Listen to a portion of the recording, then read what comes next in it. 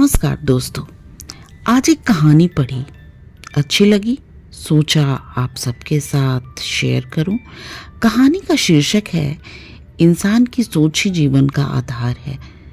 3 राहगीर रास्ते पर एक पेड़ के नीचे मिले। तीनों लंबी यात्रा पर निकले थे। कुछ देर सुस्ताने के लिए पेड़ की घनी छाया में बैठ गए। तीनों के पास 2 झोले थे, एक झोला आगे की तरफ और दूसरा पीछे की तरफ लटका हुआ था। तीनों एक साथ बैठे और यहाँ वहाँ की बातें करने लगे, जैसे कौन कहाँ से आया, कहाँ जाना है, कितनी दूरी है, घर में कौन कौन है। ऐसे कई सवाल जो अजनबी एक दूसरे के बारे में जानना चाहते हैं। तीनों यात्री कदकाठी में समान थे, पर सबके चेहरे के भाव अलग अलग थे। एक बहुत थका निराश लग रहा था, जैसे सफर ने उसे बोझिल बना दिया हो। दूसरा थका हुआ था पर बोझिल नहीं लग रहा था, और तीसरा अत्यंत आनंद में था।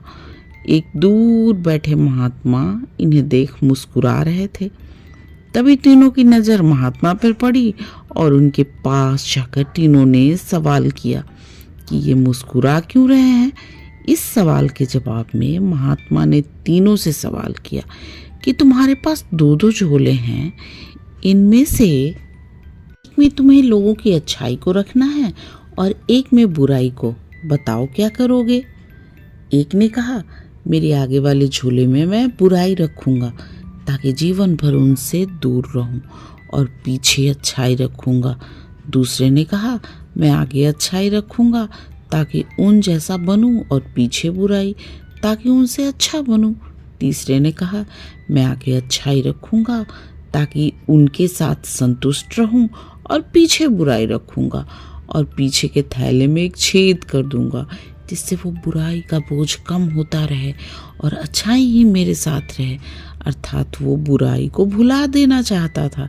ये सुनकर महात्मा ने कहा, पहला जो सफर से थककर निराश दिख रहा है, जिसने कहा कि वो बुराई सामने रखेगा, वो इस यात्रा की भांति जीवन से थक गया है, क्योंकि उसकी सोच नकारात्मक है।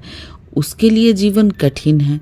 दूसरा जो थका है पर निराश नहीं, जिसने कहा अच्छाई सामने रखूंगा पर बुराई से बेहतर बनने की कोशिश में वो थक जाता है, क्योंकि वो बेवजह की होड़ में है।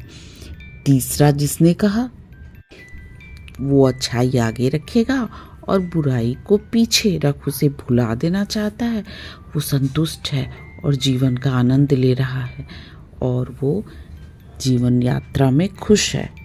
दोस्तों, हमें भी अपनी यात्रा खुशी खुशी ऐसे ही पूरी करनी है। बुराई के लिए जीवन में कोई स्थान नहीं, हमेशा अच्छाई को देखते हुए आगे बढ़ना है। अगर आपको ये कहानी अच्छी लगी तो प्लीज़ मेरे चैनल को सब्सक्राइब करें, और मुझे यहाँ तक सुनने के लिए आपका बहुत बहुत धन्यवाद।